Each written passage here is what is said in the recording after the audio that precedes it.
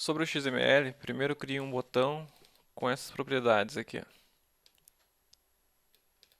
O ID dele, coloque o nome para ele, largura e altura, o texto deixa sem nada.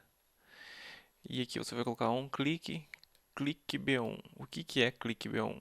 Esse clique B1 é o método que ele vai chamar lá no Java. Quando eu clicar no botão tem que acontecer alguma coisa. Então é esse método que ele está chamando. E daí nesse método eu vou escrever lá o que o botão tem que fazer.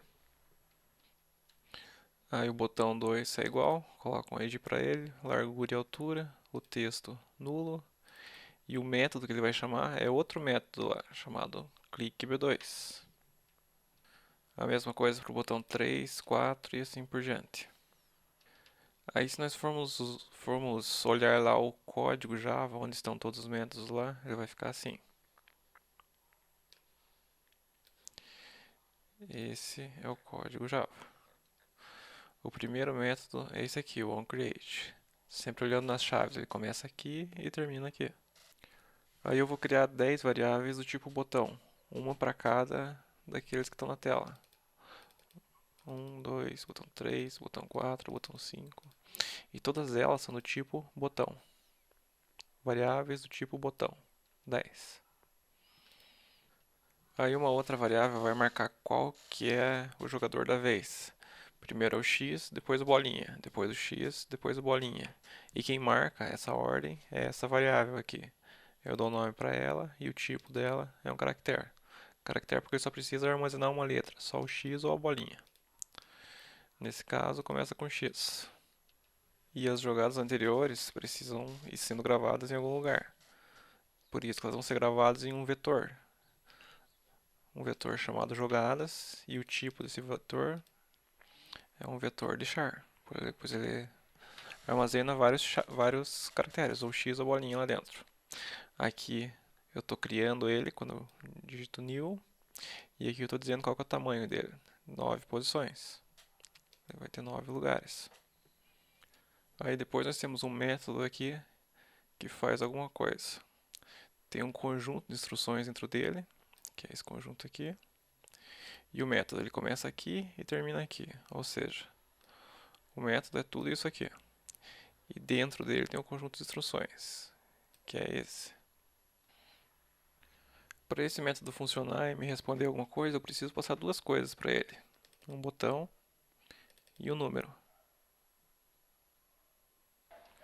Aí lembra que nós criamos um botão, o primeiro botão, que é esse aqui, e dizemos para ele que quando eu clicar, eu quero que ele chame um método. Um método que se chama cliqueB1, que está aqui. Pois então, quando eu clicar, ele vai chamar o método cliqueB1, que é esse daqui. Ele está aqui. Então, quando eu clicar no primeiro botão, ele vai fazer tudo que está aqui dentro. E o que ele faz? O que essa linha faz? Essa linha está chamando o método jogar, passando um botão e um número. O botão e o número, que é exatamente o que precisa no método jogar. Ou seja, eu clico lá, ele chama esse método, e dentro desse método ele chama outro, o método jogar. E o método jogar está aqui. Como eu disse, ele precisa de um botão e um número, e é isso que ele está passando aqui, olha, um botão e um número, certo? Número 0. Tá. Então, depois que eu chamei esse método corretamente, passando um botão e um número, ele vai executar o que está aqui dentro, o que está selecionado. A primeira coisa que vai fazer é executar essa linha aqui. Eu passei um botão criando uma variável aqui, dando um nome para ela. O nome que eu dei foi btn. Aqui que eu criei a variável que vai ser usada dentro desse método. Essa variável, ou esse objeto, como você quiser chamar, btn, ele tem várias propriedades, ele tem vários métodos que ele pode executar. Um deles se chama setClickable. Então, para chamar esse método, eu digito btn ponto e vai aparecer vários métodos que esse objeto tem. Mas eu só quero usar um, eu só quero usar o setClickable. Então eu vou digitar btn.setClickable. E nesse método eu passo o false. O que isso significa? Significa que quando eu executar essa linha aqui, o botão lá ele não vai aceitar mais cliques, não vai aceitar mais comandos. Com isso, evita que a pessoa digite 2 ou 3 vezes. Clicou uma vez, acabou.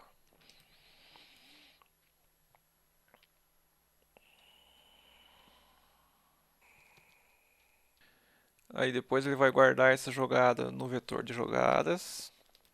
Ou seja, esse x ele vai guardar no vetor chamado jogadas e no número posição. Qual que é o número posição? É o número que a gente passou aqui, ó, quando chamou o método. Que vale quanto? Vale 0. Quem definiu o 0? Aqui, ó, está definido. Quando a gente chamou esse método jogar passando o número 0, que é o número 0 que está aqui, que é o número 0 que está aqui também.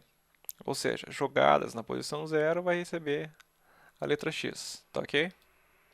Depois de tudo isso feito, tudo pronto, agora a gente só precisa dizer que é a vez do outro jogador jogar. O X já jogou, então agora é a vez do bolinha jogar.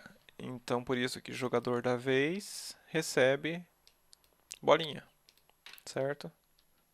Aí o programa vai pular o else aqui e vai vir para essa linha. Aí aqui ele vai analisar se já tem uma sequência vencedora, mas como é a primeira jogada não tem nada. E o programa vai ficar esperando o outro botão ser apertado. Aí digamos que o jogador vai lá e aperta o botão 2, que é esse aqui. Então o primeiro apertou aqui e o segundo vai apertar aqui. Quando ele apertar esse segundo botão, que se chama B2, e o que ele faz no clique quando é clicado? Ele chama o método chamado clique B2. E aonde que está esse método? Ele está aqui, ó, clique B2, que é a mesma coisa de cima. Quando a gente chama esse método, ele chama o método jogar, passando um botão e um número. Qual número? O número 1 aqui, certo? Então, o método jogar é esse daqui, que executa isso daqui. Então agora eu chamo o método jogar passando um botão e essa variável aqui chamada posição vai receber o número 1. Da onde que veio o número 1? Veio daqui, ó. Quando eu cliquei, ele passou o número 1, certo? Aí ele vai fazer a mesma coisa, vai bloquear o botão lá para que o jogador não possa clicar mais. E a variável jogador da vez, agora há pouco, ela recebeu a letra O dentro dela, recebeu a bolinha dentro dela. Então, quando o programa passar por aqui, ó, ele vai testar. O jogador da vez é igual a X? Não. Então ele não vai executar o if, não vai executar o que tem aqui dentro. Ele vai executar o que tem no else, que é isso daqui. Certo? E o que ele vai fazer é, quando ele encontrar a primeira linha aqui, ó, ele vai chamar um método do objeto botão. Esse objeto botão foi criado aqui em cima, lembra? Quando a gente chamou o método, foi criado esse objeto. Então, o objeto botão tem vários métodos. Se eu digitar btn ponto, vai aparecer todos os métodos que esse objeto tem. Um deles é o setText, que muda o que aparece lá na tela. E ele vai mudar o texto para quê? Para a bolinha. Ele vai fazer o bolinha aparecer no botão lá, certo? Depois que eu já fiz aparecer lá na tela, o que eu preciso mudar? Eu preciso gravar essa jogada. Então, o vetor jogadas na posição 1, esse número 1 foi passado aqui em cima, lembre? E esse número 1 veio daqui, ó. Daqui veio esse número. Então, o vetor jogadas, na posição 0 ele já tem guardado x lá. E na posição 1, agora eu vou guardar a bolinha, certo? E aí já está tudo encerrado. O bolinha já jogou, então agora é a vez do x jogar novamente. Então, o jogador da vez, a variável jogador da vez, recebe a letra x. É a vez do x agora. E aí é isso, assim o jogo continua. Digamos que seja no terceiro botão aqui, ó. No botão chamado B3, ou um clique. Quando eu clico nele, ele vai chamar o método B3, que é esse próximo método aqui. Que vai fazer a mesma coisa. Esse método clique B3 vai chamar o método jogar. Passando um botão e passando o número 2. Vai chamar aqui, ó, esse método jogar. passando um botão e passando o número 2. Aí é a mesma coisa, ele vai ver se a vez do jogador jogar é do X ou da bolinha. Se for X, como é esse caso, né, é a terceira jogada, ele vai mudar o botão lá para aparecer o X no botão. Depois ele vai guardar no vetor de jogadas na posição 2, ele vai guardar o X. E aí só precisa mudar o jogador da vez, que o jogador da vez recebe bolinha. E assim o jogo continua. E assim, digamos que o usuário lá clicou no botão 4, 5, 6 e o jogo vai continuando. Isso daqui, esse if, serve para identificar quando tem um vencedor. Ou seja, lembra que o professor explicou quando, por exemplo, se a sequência for 1, 2 e 3 e for bolinha, então significa que a pessoa ganhou. Então o que que ele faz? Só que nesse exemplo aqui, ele estava usando o vetor na posição 2, que é essa daqui, a posição 4, que é essa daqui, e a posição 6, que é essa daqui. Lembra que ele fazia uma sequência diagonal aqui. Então o que ele está testando aqui, o que ele está perguntando é isso daqui. Se a posição 2 e a posição 4 e a posição 6 for igual, por exemplo, tiver um bolinha, bolinha, bolinha, ou um x, x, x na posição 2, na posição 4 e na posição 6, significa que é uma jogada vencedora. Então o que ele faz com essa linha aqui é só mostrar uma mensagem na tela, escrito acabou. E nessas três linhas aqui, ele muda a cor do botão. Muda a cor do botão para verde. Do botão 3, do botão 5 e do botão 7. Que são esses aqui. Botão 3, botão 5 e botão 7. Só que aqui ele está testando só um caso, né? Então nós precisamos fazer para todos os casos. E quantas jogadas podem ser vencedoras? Vamos olhar aqui. Se a linha 1 for completada, ela é vencedora. Digamos bolinha, bolinha, bolinha. Aqui tem um vencedor. Ou olha só, se for 0, 1 ou 2 é vencedora. Ou se for 3, 4, 5 é vencedora. Ou se for 6, 7, 8 é vencedora. Certo? Então aqui nós temos uma linha, duas linhas, três linhas. 4, 5, 6. 7 com a diagonal e 8 com a outra diagonal. Nós temos 8 situações em que pode ser uma jogada vencedora. Então aqui nós vamos ter que criar 8 ifs igual a esse. Certo?